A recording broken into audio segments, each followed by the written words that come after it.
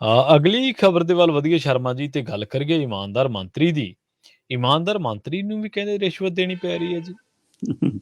ਪ੍ਰਵੀਨ ਜੀ, ਆਪਾਂ ਹੁਣੇ ਸੀਬੀਆਈ ਦੀ ਗੱਲ ਕਰਕੇ ਹਟੇ ਹਾਂ ਤੇ ਸੀਬੀਆਈ ਜੇ ਕੇਂਦਰ ਦੀ ਕਠਪੁਤਲੀ ਆ ਤਾਂ ਸੂਬਿਆਂ ਕੋਲ ਵੀ ਆਪਣੀਆਂ ਆਪਣੀਆਂ ਕਠਪੁਤਲੀਆਂ ਹੈਗੀਆਂ। ਸੋ ਵਿਜੀਲੈਂਸ ਪੰਜਾਬ ਸਰਕਾਰ ਦੀ ਸਭ ਤੋਂ ਮਜ਼ਬੂਤ ਕਠਪੁਤਲੀ ਰਹੀ ਆ, ਚਾਹੇ ਰਾਜ ਬਾਦਲਾਂ ਦਾ ਰਿਹਾ ਤੇ ਚਾਹੇ ਮੁੱਖ ਮੰਤਰੀ ਕੈਪਟਨ ਅਮਰਿੰਦਰ ਆ ਗਏ। ਸੋ ਸੁੰਦਰ ਸ਼ਾਮ ਅਰੋੜਾ ਨੂੰ ਕਹਿੰਦੇ ਲੋਕਪਾਲ ਨੇ ਕਲੀਨ ਚਿੱਟ ਦਿੱਤੀ ਹੋਈ ਆ, ਤੇ ਕਲੀਨ ਚਿੱਟ ਤਾਂ ਸਾਧੂ ਸਿੰਘ ਧਰਮਸੋਤ ਨੂੰ ਵੀ ਦਿੱਤੀ ਹੋਈ ਆ ਜੀ। ਕਲੀਨ ਚਿੱਟ ਤਾਂ ਇੱਥੇ ਖੱਡਾਂ ਵਾਲੇ ਜਿਹਨੇ ਮਤਲਬ ਕਿ ਆਪਣੇ ਰਸੋਈਏ ਦੇ ਨਾਂ ਤੇ ਖੱਡਾਂ ਲੈ ਲਈ ਸੀ ਉਹਨੂੰ ਵੀ ਮਿਲੀ ਹੋਈ ਆ। ਸੋ ਇਸ ਲਈ ਕਲੀਨ ਚਿੱਟਾਂ ਵੀ ਉਵੇਂ ਹੀ ਨੇ ਜਿਵੇਂ ਜੇਬ ਚੋਂ ਜਥੇਦਾਰਾਂ ਦੇ ਨਾਂ ਨਿਕਲਦੇ ਨੇ ਬਾਦਲਾਂ ਦੇ। ਸੋ ਉਹੀ ਜਿਹੀਆਂ ਚਿੱਟਾਂ ਨੇ ਇਹ ਕਿ ਜਿਹਦਾ ਮਰਜ਼ੀ ਨਾਂ ਲਿਖ ਕੇ ਭੇਜ ਦਿਓ। ਪਰ ਹੁਣ ਸੁੰਦਰ ਸ਼ਾਮ ਅਰੋੜਾ ਜੀ ਦੇ ਟੱਬਰ ਦੇ ਹਵਾਲੇ ਨਾਲ ਜਦੋਂ ਤੁਸੀਂ ਸੁਣੋਗੇ, ਉਹਨਾਂ ਦੇ ਪਰਿਵਾਰ ਦੇ ਹਵਾਲੇ ਨਾਲ ਸੁਣੋਗੇ, ਸੁੰਦਰ ਸ਼ਾਮ ਅਰੋੜਾ ਦੇ ਹਵਾਲੇ ਨਾਲ ਸੁਣੋਗੇ, ਤਾਂ ਤੁਹਾਡੇ ਸਾਹਮਣੇ ਤੱਥ ਆਉਂਦਾ ਕਿ ਭਾਈ ਉਹ ਤਾਂ ਸਭ ਤੋਂ ਇਮਾਨਦਾਰ ਬੰਦਾ। ਉਹ ਕਹਿੰਦਾ ਜੀ ਕਿ ਮਤਲਬ ਕਿ ਮੈਂ ਤਾਂ ਲੋਕਾਂ ਦੇ ਲਈ ਕੰਮ ਕਰਦਾ ਸੀ, ਮੇਰੇ ਤੇ ਤਾਂ ਜਾਣ ਕੇ ਉਂਗਲ ਚੁੱਕੀ ਜਾ ਰਹੀ ਹੈ, ਪਰਿਵਾਰ ਨੂੰ ਮਿਲ ਕੇ ਭੁੱਬਾ ਮਾਰ ਕੇ ਰੋ ਪਿਆ। ਇਹ ਵੱਖਰੀ ਗੱਲ ਹੈ ਕਿ ਉਹਨਾਂ ਦੇ ਮੰਤਰੀ ਹੁੰਦਿਆਂ ਕਿੰਨੇ ਲੋਕ ਲੈਣਾ ਚਾਹੁੰਦੇ ਹੋਣਗੇ ਆਪਣਾ ਕੰਮ ਕਰਾਉਣ ਲਈ, ਉਹਨਾਂ ਦਾ ਰੋਣਾ ਨਿਕਲਦਾ ਹੋਊਗਾ ਪਰ ਕੰਮ ਸਿਰੇ ਨਹੀਂ ਚੜ੍ਹਦਾ ਹੋਊਗਾ।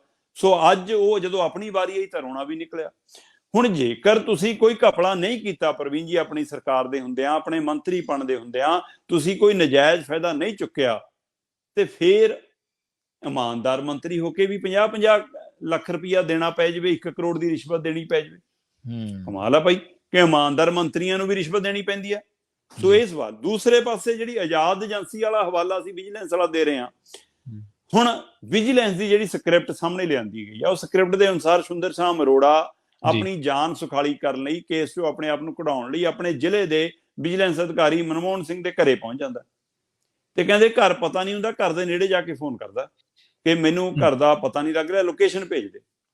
ਤੇ ਇੱਧਰ ਸੁਨੀਲ ਜਾਖੜ ਕਹਿੰਦੇ ਜੀ ਪਤਾ ਕਰੋ ਕਿ ਉਹਨੇ ਘਰੇ ਕਿਉਂ ਸੱਦਿਆ ਸੀ।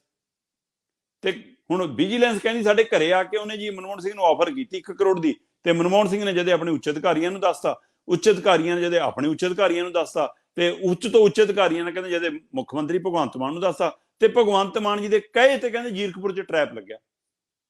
ਸੋ ਫਿਰ ਇਹ ਵਿਜੀਲੈਂਸ ਆਜ਼ਾਦ ਏਜੰਸੀ ਹੈ, ਵਿਜੀਲੈਂਸ ਨਿਰਪੱਖ ਏਜੰਸੀ ਹੈ ਕਿ ਮੁੱਖ ਮੰਤਰੀ ਸਾਹਿਬ ਦੇ ਕਹੇ ਤੇ ਚੱਲਦੀ ਹੈ? ਇਹ ਨਿਰਦੇਸ਼ ਮੁੱਖ ਮੰਤਰੀ ਸਾਹਿਬ ਤੋਂ ਹੀ ਲਏ ਨੇ ਜਾਂ ਰਾਘਵ ਚੱਡਾ ਤੋਂ ਲਏ ਨੇ? ਸੋ ਉਧਰ ਕਹਿੰਦੇ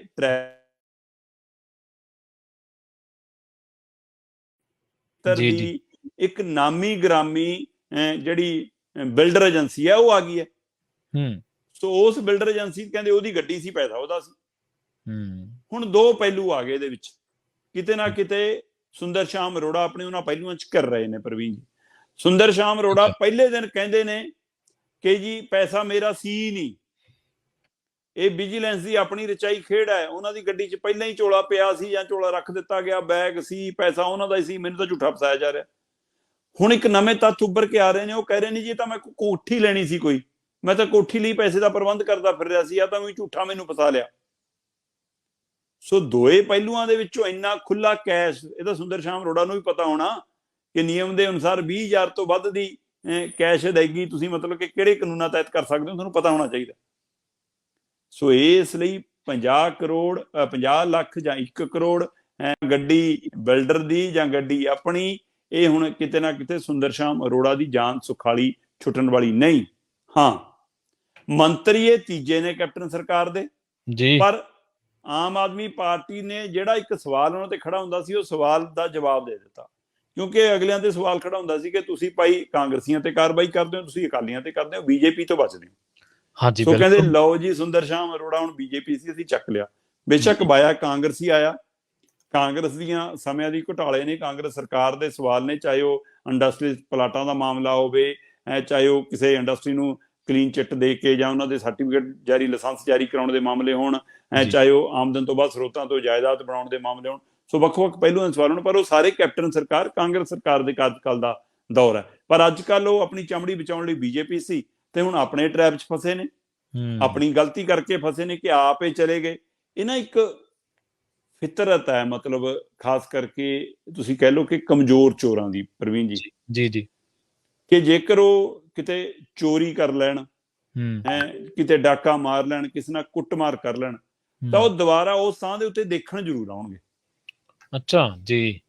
ਇਹ ਫਿਤਰਤ, ਮਤਲਬ ਕਿ ਜਿਹੜੀਆਂ ਏਜੰਸੀਆਂ ਇਹਨਾਂ ਚੀਜ਼ਾਂ ਨੋਟ ਕਰਦੀਆਂ, ਉਹ ਕਹਿੰਦੀ ਕਿ ਫਿਤਰਤ ਹੈ ਕਮਜ਼ੋਰ ਵਿਅਕਤੀ ਦੀ।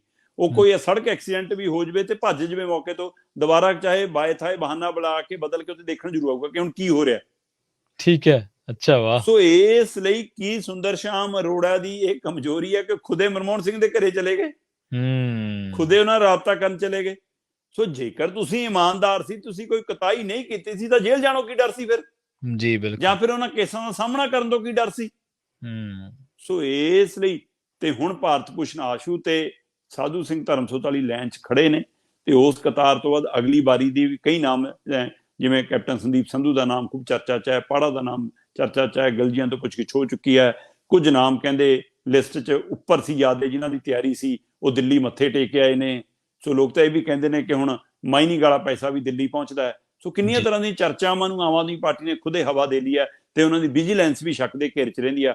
ਪਰ ਇੱਥੇ ਕਿਤੇ ਨਾ ਕਿਤੇ ਇਹ ਪਿਛਲਾ ਰਿਕਾਰਡ ਕਾਂਗਰਸ ਦਾ, ਕੈਪਟਨ ਸਰਕਾਰ ਦਾ ਰਿਕਾਰਡ, ਉਹਨਾਂ ਦੇ ਮੰਤਰੀਆਂ ਦਾ ਰਿਕਾਰਡ, ਲੋਕਾਂ ਦੇ ਮਨਾਂ 'ਚ ਬਣੀ ਉਹ ਭਾਵਨਾ, ਤੇ ਇਹਨਾਂ ਦੀ ਆਹ ਚੋਰ ਮੋਰੀ ਨੇ ਕਿ ਆਪ ਹੀ ਉਸ ਬੂਹੇ ਤੇ ਜਾ ਕੇ ਆਪਣਾ ਪੱਖ ਬਚਾਉਣ ਦੇ ਲਈ ਕੋਸ਼ਿਸ਼ ਕਰਨਾ। ਚਾਹੇ ਉਹਨੇ ਬੁਲਾਇਆ ਸੀ ਮਨਮੋਹਨ ਨੇ, ਚਾਹੇ ਆਪ ਗਏ। ਜੇ ਉਹਨੇ ਬੁਲਾਇਆ ਸੀ ਤਾਂ ਵੀ ਜਾਣ ਦੀ ਕੀ ਲੋੜ ਸੀ? ਜੇ ਆਪ ਗਏ ਤਾਂ ਫਿਰ ਇਹਦਾ ਮਤਲਬ ਦਾਲ 'ਚ ਕੁਛ ਕਾਲਾ ਹੈਗਾ ਹੀ ਹੈਗਾ, ਜਾਂ ਪੂਰੀ ਦਾਲ ਹੀ ਕਾਲੀ ਆ। ਸੋ ਹੁਣ ਸੁੰਦਰ ਸ਼ਾਮ ਅਰੋੜਾ ਦਾ ਐ ਛੁਟਕਾਰਾ ਹੋਣਾ ਆਸਾਨ ਨਹੀਂ। ਹਾਂ, ਆਮ ਆਦਮੀ ਪਾਰਟੀ ਨੇ ਇਹ ਤਾਂ ਸੁਨੇਹਾ ਦਿੱਤਾ ਕਿ ਅਸੀਂ ਬੀਜੇਪੀ ਆਉਣ ਤੇ ਵੀ ਕਾਰਵਾਈ ਕਰਾਂਗੇ, ਪਰ ਨਾਲ ਇਹ ਵੀ ਦੱਸ ਦਿੱਤਾ ਕਿ ਵਿਜੀਲੈਂਸ ਵੀ ਆਜ਼ਾਦ ਨਹੀਂ ਹੈ, ਟਰੈਪ ਮੁੱਖ ਮੰਤਰੀ ਸਾਹਿਬ ਲਵਾਉਂਦੇ ਨੇ। ਸੋ ਇਸ ਲਈ ਇਹ ਸਾਰਾ ਕੁਝ ਉਵੇਂ ਹੀ ਹੈ, ਜਿਵੇਂ CBI ਕੇਂਦਰ ਦੀ ਕਠਪੁਤਲੀ ਹੈ, ਉਵੇਂ ਵਿਜੀਲੈਂਸ ਸਰਕਾਰਾਂ ਦੀ, ਸੂਬਾ ਸਰਕਾਰਾਂ ਦੀ ਕਠਪੁਤਲੀ ਰਹੀ ਹੈ। ਉਹਦਾ ਇੱਕ ਸਬੂਤ ਹੋਰ ਸਾਹਮਣੇ ਆ ਗਿਆ।